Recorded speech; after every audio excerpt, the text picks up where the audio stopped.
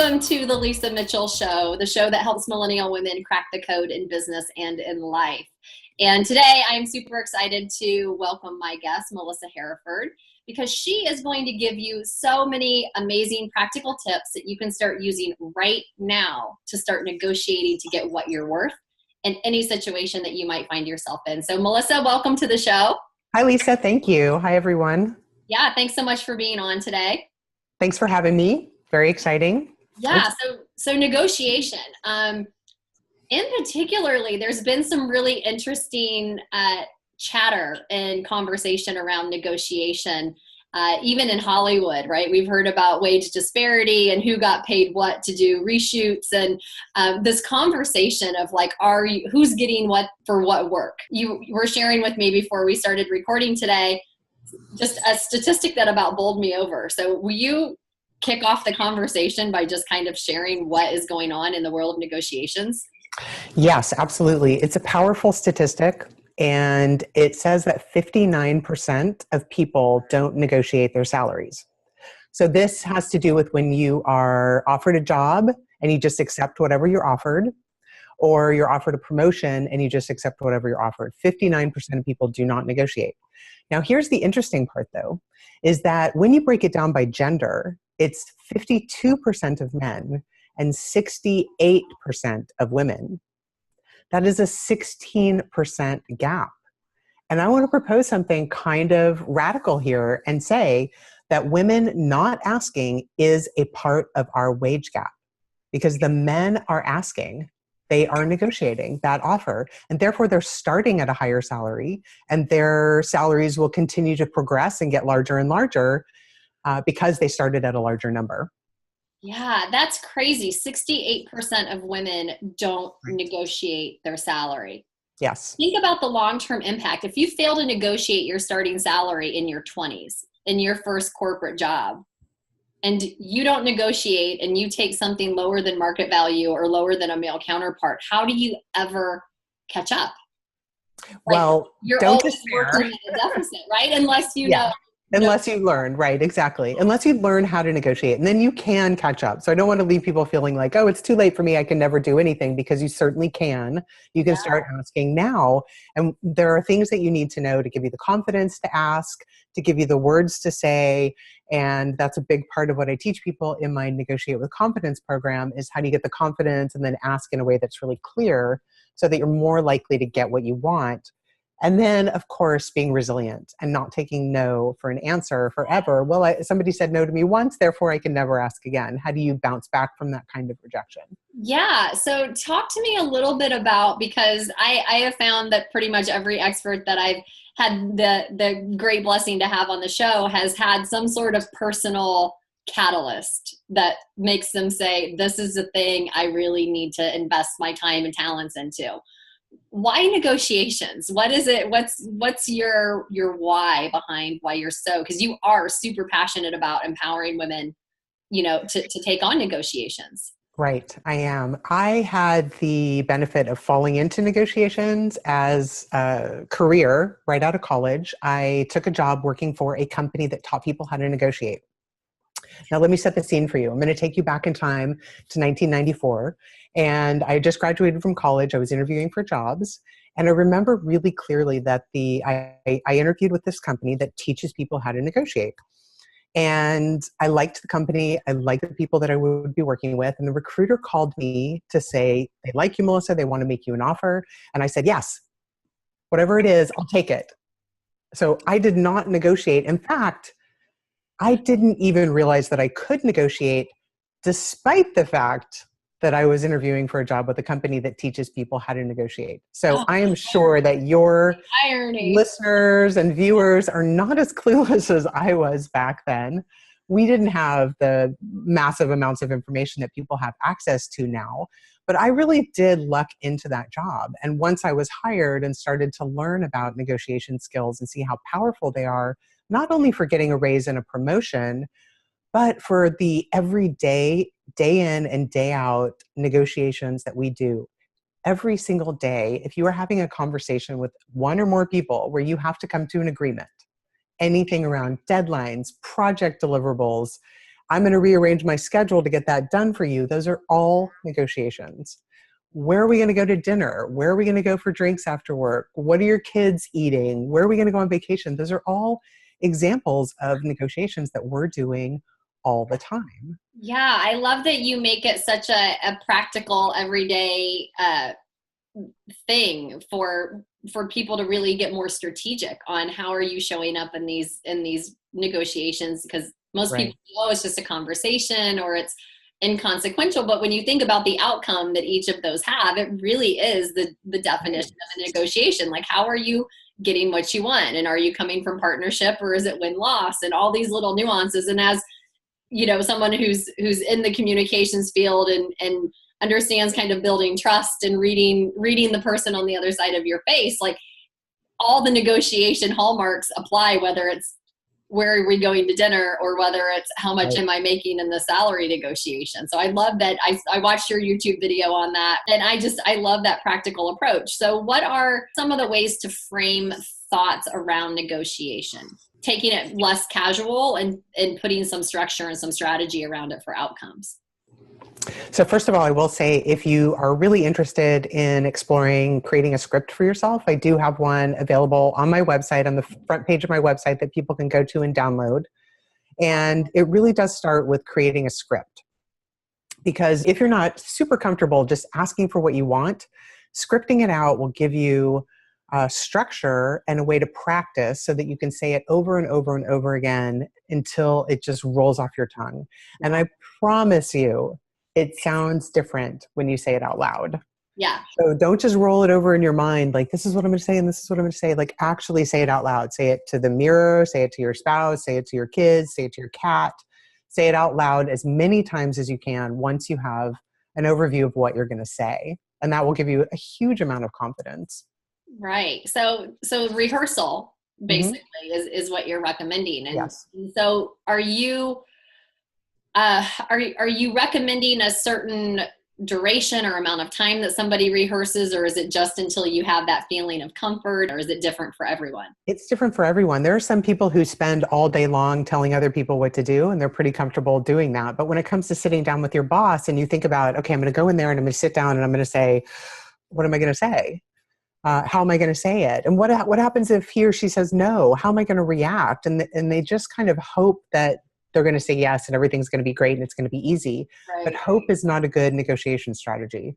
Planning and practice is a good negotiation strategy. It's a good conversation strategy. If you're going in to have a difficult conversation with your spouse, let's say you want to renegotiate who's doing what with your household duties. And you've hinted, I mean, what I work with women all the time. And the women I work with say, well, I've said, like, who's going to do the dishes, or who's going to clean up, or who's, dropping these little, Right. even veering into the passive aggressive kind of hint dropping. And that just doesn't work with most people. Yeah. So getting really specific about what you want and then being able to say it in a way that's clear and straightforward without being mean or bossy or aggressive. You could be clear and still be nice, but it takes preparation to be able to do that.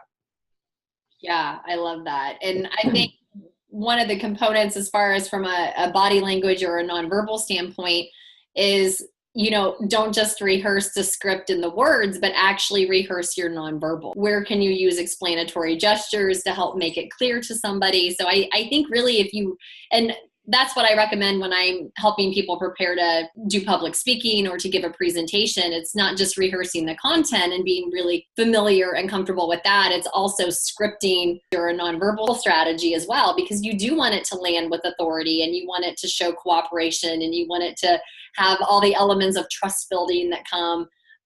So I think from a negotiation rehearsal standpoint, you would want to do the same thing, right? Absolutely. Yes, absolutely. And we do talk, I love your content and what you're talking about with body language. And we do talk about that in the course as well. What are some things you can do to make sure you're expressing your confidence and showing up in the way that you want to be showing up? So you're making conscious decisions instead of just kind of going with the flow of the conversation. You're making conscious decisions about what you wear, how you sit, the hand gestures that you use, showing trust, things like that, in order to consciously, with intention, move through that conversation. And body language is a huge part of that. Yeah, I love that you build that in. And I think too, kind of around the realm of first impression. Now, in the case of salary negotiation, obviously it's not the first time you're making an impression on someone, but how you even walk into that room can frame how that interaction is going to go, right? So if you haven't rehearsed, if you haven't gone through the script, if you aren't feeling confident in your preparation, you're going to walk in looking like a scared little kid. And that just takes all your power away. Yes. As opposed to feeling well rehearsed, feeling that you've got a handle on your script, knowing your outcome that you want. Exactly. And walking in with confidence and taking ownership of that conversation. Right. And you talk about this, Lisa, and I would encourage the women who are watching this to take your seat at the table. So it's not just when you walk in to talk to your boss and sitting down across from them and having that conversation. Imagine every single time you walk into a room. Are you sitting at the table? Even if you have no idea whether or not you'll contribute, don't sit against the wall and say, well, I'm just listening in. Sit at the table, because you are communicating your confidence in that moment when you walk into the room and take your seat at the table. Yeah, I agree. I applaud you for emphasizing that fact, because it is so important, and you're constantly sending messages to people about your perceived worth. Exactly. And people will treat you the way that you indicate that you expect to be treated. And so if you are meek and mild and in the corner, don't be surprised when you get treated like you're meek and mild and sitting in the corner. Exactly. And when you get passed over for promotions and you're not sure why, it's not only because you're not asking, because you're not projecting that confidence, even if you don't feel it. And that's the beautiful thing about body language, is that you can say, I am going to stand up straight. I'm going to put my shoulders back. I'm going to plant my feet firmly on the ground. And even if I feel like a scared little child inside, what I'm projecting outside, I have control over. Yes. Yes. I love it. I love it. So let's talk about some situations now where do you really need to get strategic on negotiation and not leave it to chance? If I'm maybe early in my career or going for my first promotion or chasing my dream job or an amazing contract that I really want to get, walk me through what that process can look like for somebody. Well, those are three really different examples, but I will give you some broad, specific things that people can do in any kind of situation where you need to ask for what you want and bounce back if you get a no. So, because going for promotion requires a lot of planning and behind the scenes actions, and going for a new job is going to require some different strategy and some different thought, but they do have a few things in common. They have three components of negotiation and conversations that I talk about in my course, Negotiate with Confidence, and break it down into these three components for everything that you think, that you say, and that you do, the action steps to move you forward. So let's start with what you think. In all of those situations, if you're going for a promotion, if you're going for a new job, if you're meeting someone new who might have some influence over your career, maybe working with a mentor, you always start with what you think. And do you believe that you deserve it? But how the heck do you do that, right? Well, I have two suggestions for your audience, and they are to do research and ask for feedback. So let me give you a story. I was working with a woman, her name is Rachel, and she really wanted to get a raise. She felt like she had done a lot of great work. She'd been on the job for over a year. She wanted to talk to her boss. How do I get to the next level of income? But I'm not sure if I deserve it. Like I've only been here for a year. Am I really doing a great job? And I said, Rachel, just go out and ask the people that you work with every single day. Send them an email and say, hey, I'm doing a self-assessment. I'd like to know, am I making your job easier? What am I doing that helps you? Would you be willing to share an example? And she got back these amazing stories from the people that she works with every day that do two things. One, they build up her confidence, and she saw very clearly in those examples that she did deserve it, that she was making an impact and making a difference. And then two, she was able to share those examples with her boss as part of the preparation and proposal that she put together for him. So that's research by talking to people who you are impacting. And that will give you in your mind, like, okay, I do deserve this. I can just look at those comments and get a little confidence boost when I need them most. Yeah, because that imposter syndrome, that shows up a lot when it comes A to lot. negotiations. Who am I to ask for more money, or who am I to ask for a promotion, right? We have that kind of negative self-talk loop. And I love that you're giving clear direction to gather positive evidence, to increase your evidence file that says, yes, indeed, be affirmed, you do deserve to go after this right now. Exactly. And sometimes we just can't get that in our own mind. We do need to go out into the broader world and hear whether or not we're delusional or if we are doing a great job. Yeah. And then the second part of that, the research part of that, is do some research on, there's so much information available online with Glassdoor and PayScale and other online companies where you can find out what people are making in your field. Now, it's really interesting because that sounds really logical, right? But so many people don't do it. And imagine walking into a negotiation with your boss or potential employer and saying, hey, I've done the research and I know that this job or jobs with similar responsibilities will pay up to X amount. And you've got that research, you're not just making it up.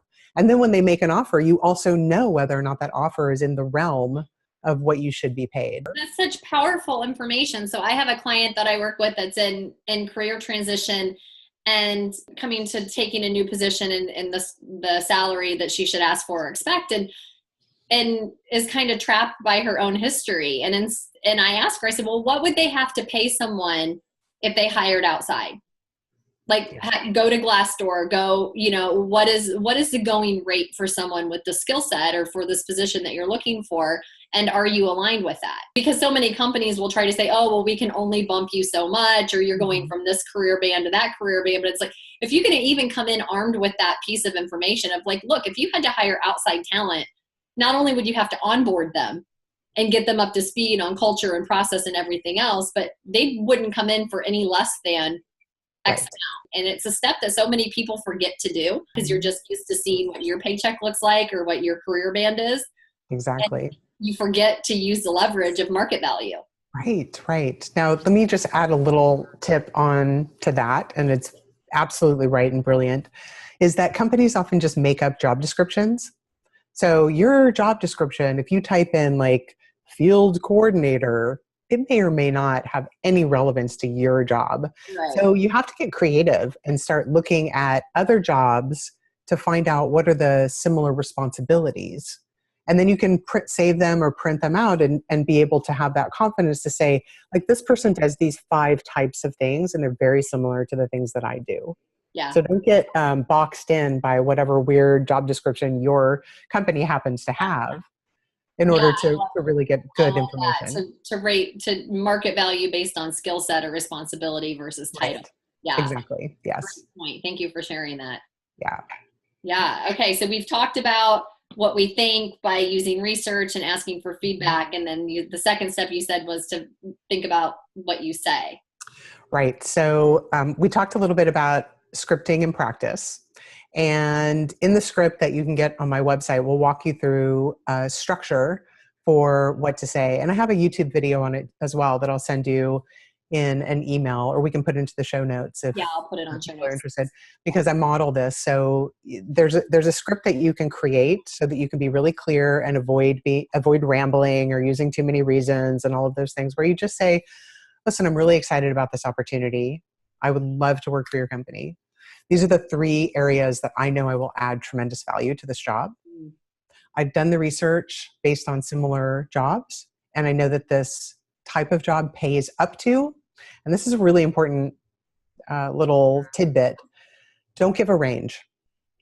Don't ever give a range, because if you say 50 to 75,000, you're thinking 75,000, but they're thinking 50. Right. Absolutely, you go to the part of the range that is most beneficial to you. So only mention the top end of the range. I know that this salary can pay up to 75,000. Nice. Great tip. And then you're anchoring at the top. Love it. Yeah. So powerful, just because you're setting the the verbal expectation that that's what you're anticipating the offer to be close to. Exactly. And even if it's way higher than you expect to be paid, even if you think I am really only worth 50,000, it anchors that higher number in the mind of the other person, even if it's not related. Now, this is a very well documented tactic that is used in every industry. Let's say you're selling your house and you're listing your house for $200,000. Now, I live in California, so you really can't even buy like a U-Haul box to live in for $200,000. But I know people all over the country may relate more to 200,000 than if I said a million. Right. So let's say you want to list your house for 200,000. You might say to a potential buyer, a house down the street sold for 295. Now that house may be 3 stories high and Right. 5,000 square feet bigger than your house. It doesn't matter. It's a piece of information that you are using to anchor the other person at a higher number. Now the studies that have been done on this are really interesting because they have done studies like everybody write down the last 4 digits of your social security number. Just write them down. They'll have like a group of people and then they ask people to guess the prices on things. And statistically, they're more likely to guess a higher number if their social security number was a higher number. This is not a tactic that's going to make enemies, or it's not Right. smarmy or sleazy or anything like that. It's just knowing what the brain science is, knowing how our brains make that leap, and then using that to your advantage. I mean, that's so much of what body language and nonverbal communication strategy is. It's just understanding how people's brains work and then leveraging that to get the outcome that's favorable. So, Exactly. yeah, absolutely. I love that. That's super powerful. Gosh. Yeah, so that's those are my tips on what to say is create your script, be really clear, avoid rambling, even if you're nervous. And Yeah, you will do that by practicing. love it. All right. So, step 3 is the do. Yes. So what do you do? So I cannot tell you how many times the women that I work with say, well, I talked to my boss about a promotion when I was first hired, and he or she said that we would revisit it in 6 months. And I'll say, well, how long has it been? 2 years. Like, really, I'm not over and over and Oh, over I'm again. laughing because I personally had a similar situation. I'm like, totally true. Yeah. Yeah. So here's the action step is that if you have any time related commitment, put it on the calendar, set up an appointment to do it exactly when you said you were going to do it. So if you're talking to your boss and your boss says, I'm going to be starting on the budget numbers in 6 months. So let's revisit this in 6 months. Say, great, let's put a meeting on the calendar now for 6 months. And then you go back to your desk and you send a meeting. So the follow-up and action item doesn't disappear, or the longer you go, the more scary it is to go back and revisit that conversation. Yeah. You're just really closing the loop. And that's true on any agreement that you make. Close the loop. Send an email. This is what we agreed to. And this is who's going to do what. And any kind of, when you're doing project specs or deadlines or anything, send an email, close the loop. It's always your action item. Yeah, I love that. That's so important. That's where most people miss their opportunities. It's not lack of strategy, it's lack of follow through. Right, And, exactly. and no more important area than when it comes to your paycheck and negotiating for what you want. Exactly. Awesome. Okay, so we're going to think, say, and do in the way that's very strategic to the outcomes that we want. And you mentioned earlier strategies for bouncing back from rejection. Yes. So we love to think that we always are going to get what we ask for. Reality, at least in my life, has proven not always the case, not usually the case the first time around. Mm-hmm. How do you manage through that rejection? How do you regroup? What are some tried and true tips that you can offer my audience that can kind of help them pick themselves up from the rubble when they don't get what they're looking for? Right. So the first thing goes back to what you think. We almost always automatically assume that it's about us. We take it personally. We take ownership for things that may not be ours. Yes, exactly. We make assumptions that are not true. So if I get a no, if I ask my boss, I'd like to move into this leadership role, can we talk about what I need to do to get there? And your boss says, I can't support that. Our immediate thought is, I must be really horrible. I Right. must be like completely not cut out to be a leader. My boss doesn't see any potential for me. And we go down this kind of shame spiral of rejection that is really hard to get out of. Yes. So it goes back to resilience starts with having a clear strategy for how to bounce back that has to do with understanding it's not about you. Like sometimes it may be about you, but usually it's not. So don't take things personally instead, and don't make assumptions. Instead, and this is really easy to say, not always easy to actually do, but it does get easier when you practice. It's just simply this. Are you ready? I am. Ask. Just ask. Tell me more about why you're saying no. Tell me what else is going on behind the scenes. I'm really curious. Find out what the reason is. And yes, this can be hard to do because you're in an emotional place. But again, it comes back to practice. So when you are getting ready to make an ask, you're going to practice what you say, but you're also going to practice, what do I say if they say yes? And what do I say if they say no? Because again, hoping that they won't say no is not an effective strategy. You have to be prepared for the no. So what question are you going to ask if you get a no? Come up with your question in advance. So you've already practiced asking it. No, Melissa, I can't promote you at this time. Really? Can you tell me why? What else is going on that I may not see, that I may not know about? I'm really curious. Reorg coming. It could be it could be something completely different. Yeah. We go down the spiral. Yes, exactly. I mean, I have a client that I worked with who said she asked for a promotion. She knew about this leadership role that was going to be opening up in her department. She talked to her boss about it. She prepared. Her boss said no. She went back thinking, I'm never going to succeed. He doesn't think I'm able to do this job. When we talked and she went back and asked him why, it turned out exactly that. There's a reorg coming. And if you stay in your current job, you will likely make it through that reorg. But if I promote you now, in 6 months, you're going to get laid off. Now, he couldn't just tell her that information because it's not really public. But when she started asking and saying, I feel like you don't see me as a potential leader, and she shared that what her concerns were, he was able to share with her, like, confidentially, this is what's going to happen. And it just completely opened up her eyes and her mind to the fact that we do make assumptions that just aren't true. Right. All the time. Mm-hmm. Right. Time. Wow. Oh my gosh. Like there's so much goodness shoved into this episode already. Like the thing I love is that kind of really stood out to me is the hope is not a good negotiation strategy. Right. And I think sometimes we're like, oh, well, if I just ask for it, haphazardly or whatever, I hope I get it. Right. And we take our power away. And I think right now more than ever, as we're addressing things, like gender disparity and wage gaps and inequality in the workplace, I think more than ever is the time that you have to advocate for yourself. Right. Exactly.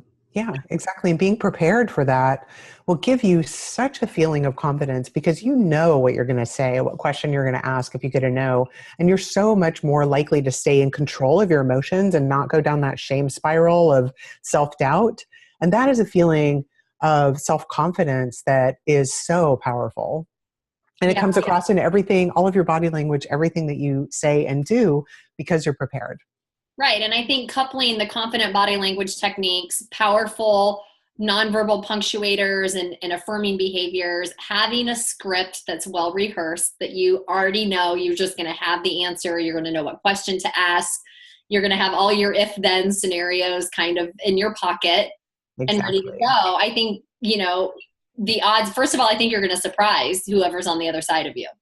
Right. And I think that's an opportunity that a lot of millennial women in early career phases, as they're moving through that, they don't realize the power of a good surprise, right? Because people make assumptions. Oh, they're not going to be prepared. They're not going to have a good business case, for what they're asking. It's going to be really easy to say no.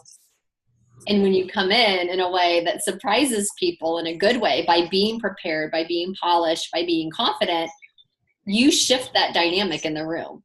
And there's no greater satisfaction than knowing that you've kind of rocked somebody back on their heels a little bit in a good way because you are so confident.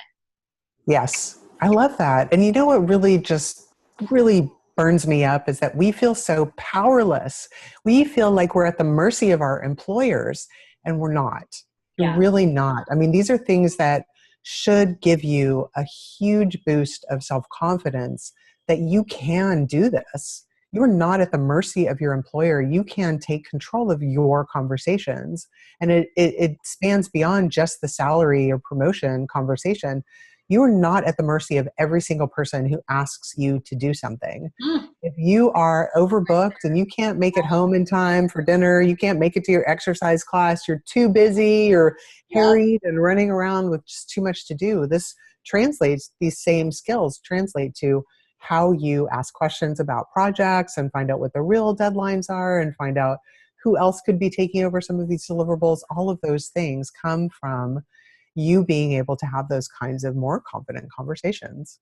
Yeah, confident conversations. I love it. I think that's really what you've given us a framework for here, Melissa. And the simple steps, I love to just in preparation, to think, say, and do, and be prepared and rehearsed and be ready to just walk in as your most confident, fluid self, which is what I hope for everyone who listens and watches the show, is that you feel confident walking into any scenario. And I think these strategies help in every area of life, not just career-wise, but personally, professionally, negotiating tricky family situations. It works in a boardroom or it works in a kitchen table with a 12-year-old. And that's like the biggest gift you could ever give me. So thank you for sharing your welcome. And your expertise with me. The thing I if I can just add one thing about negotiating with your kids is that oftentimes if you start listening to the things that you say to your kids, because I have a 13-year-old son as well, so I have some practice in this area, that we are often not clear with them. So pay attention to what you're saying to your kids. Things like, you never do the dishes, or you never do your chores, or you don't listen to me. Those are very vague. So be really specific when you talk to your kids. So I'd like you to do the dishes before dinner. Or, I mean, in my house, they kind of pile up in the sink over the course of the day. I mean, in this other person's house. Right. Nobody. In her house, they piled up. So, the dishes need to be cleared before we can start making dinner. So by 6:30, be really specific with your kids when you want them to do things. Yeah, absolutely. That's super powerful. And any and all strategies for better communication from a parenting standpoint is always welcome. And I don't care what age, if you're a parent or child or what age you're dealing with, right? Negotiate and navigating requests in event planning and life is just, it's not something you ever don't have to do. These skills and strategies are so transferable between managing your interpersonal negotiations as well as your professional negotiations. And I know that everyone listening and watching is going to want to know more and connect with you and get your course. Where is the best place, Melissa, for them to connect more and keep working on these strategies? So if you go to my website, which is melissahereford.com, and I assume you'll put that in the show notes so people can click through, you can get that free negotiation salary script and use that for any conversation, really. And then I have a blog where I have tons of free resources. There's also a link on my website called The Course. And my next course, Negotiate with Confidence, will start in March. I run about 4 of those courses a year. And I also do speaking. So if you work for a company where you'd like me to come in and do a speaking engagement for a women's networking group or women's initiative, I love doing those. I do a lot of those as well. And I'd love an invitation to come and speak for your company. Awesome. Well, I hope lots of people take you up on that, because these are skills that every woman needs to have and needs to feel confident and comfortable deploying. So thank you so much. Again, it's melissahereford.com is where you can find more information, and I'll link it all up in show notes too. So thank you so much for joining me, Melissa, and for sharing your expertise. You can connect with me further at powerbodylanguage.com. You can find me on social at Lisa Mitchell Indy. Till next time, have a great one.